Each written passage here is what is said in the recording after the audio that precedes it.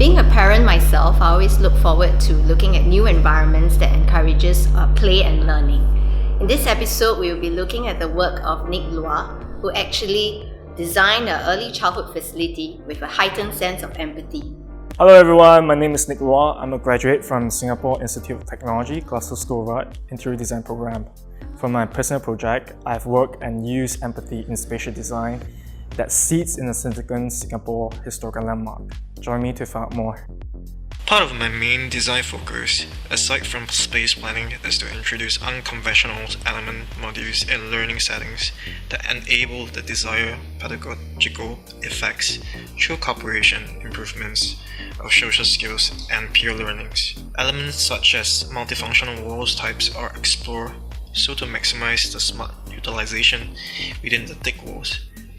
The in-between spaces not just contain storage for most of the items needed in the classroom, it is also to promote exercise and fun discovery that mitigates the in and out space so to break away from the conventional. Aside from that, rotational wall types are alternative methods that enable a versatile reconfigurations either to expand from the smaller classroom spaces or for other dynamic, interactive, recreational activities. Aside from that, these wall surfaces can be easily identified with thematic notions. It developed an informal, yet eye-catching aesthetics. These geometric thresholds are designed considered between both adult and children's skills that are purely inspired by aircraft windows. I hope that it can intrigue individuals regardless of age and learning capabilities to foster a dynamic learning experience.